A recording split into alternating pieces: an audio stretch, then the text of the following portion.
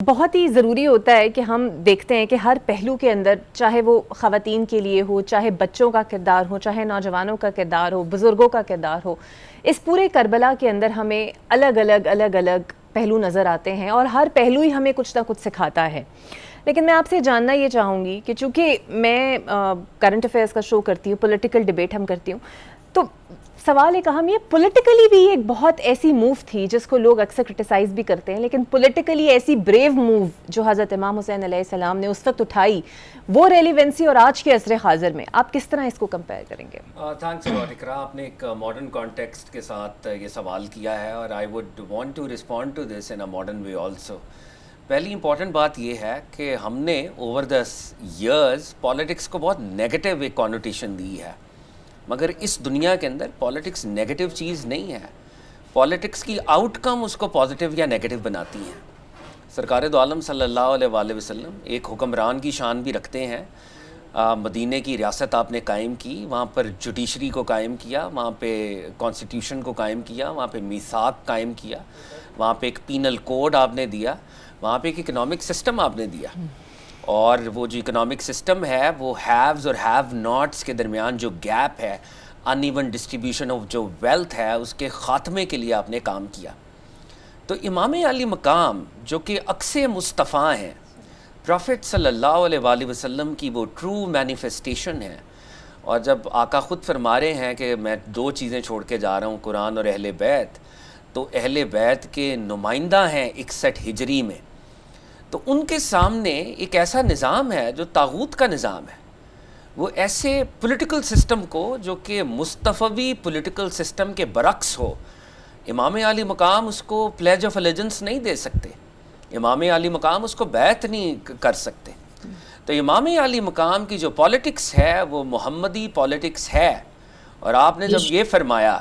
کہ مجھ جیسا اس جیسے کی کبھی بیعت نہیں کرے گا، یہ ایک آفاقی پرنسپل ہے جو امام علی مقام دے رہے ہیں۔ تو امام علی مقام stands for the true politics of Islam, which is the politics of Prophet صلی اللہ علیہ وآلہ وسلم، اور امام علی مقام کا جو پیغام کی جو ایکسٹینشن ہے اور جو کلمینیشن ہے وہ سیدنا مہدی کے طور پر ابھی ظہور ہوگی، اور یہ کل امت کا یہ اتفاق ہے اس کے اوپر کہ ایک ایسی گورنمنٹ قائم ہونی ہے جس کو سیدنا مہدی قائم کریں گے، جو کہ پروفٹ صلی اللہ علیہ وآلہ وسلم کے ایسنس کو مینیفیسٹ کرے گی۔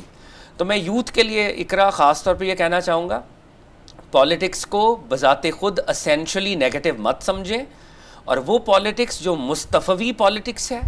حسینی پالیٹکس ہے، جس کے لیے امام علی مقام قیام فرما رہے تھے، نظام کی تبدیلی کے لیے آپ جو قیام فرما رہے تھے، اس کے ایسنس کو سمجھیں،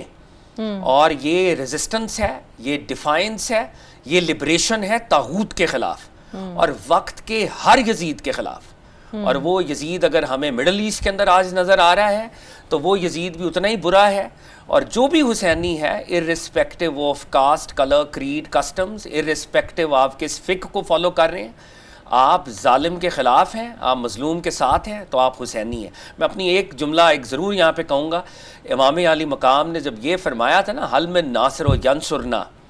کون ہے جو میری مدد کرے گا، یہ ٹائم باؤنڈ جملہ نہیں تھا، یا امام علی مقام ذاتی مدد طلب نہیں کر رہے تھے، بلکہ ایک پیغام دے رہے تھے، ہر وہ شخص جو مظلوم کا حامی ہے وہ اپنے دور کا حسینی ہے، اور ہر وہ شخص جو ظالم کے ساتھ ہے، وہ ظالم کسی درجے پہ ہو، وہ آپ کی ورک پلیس کے اندر ہی کیوں نہ ہو، وہ آپ کے پروفیشن ہی کے اندر کیوں نہ ہو، اگر آپ ظالم کو سپورٹ کر رہے ہیں تو آپ یزیدی ہیں، اور اگر آپ مظلوم کے ساتھ ہیں تو آپ حسینی ہیں۔ اگر آپ امام علی مقام کے ساتھ 61 ہجری میں شرکت نہیں کر سکے تو آج وقت کے طاغوت کے خلاف کھڑے ہو جائیں، تو آج بھی آپ امام علی مقام ہی کی صفوں میں شمار کیے جائیں گے۔ یہ وہ میسج ہے جو امام دے رہے تھے۔ بالکل، بہت ہی خوبصورت۔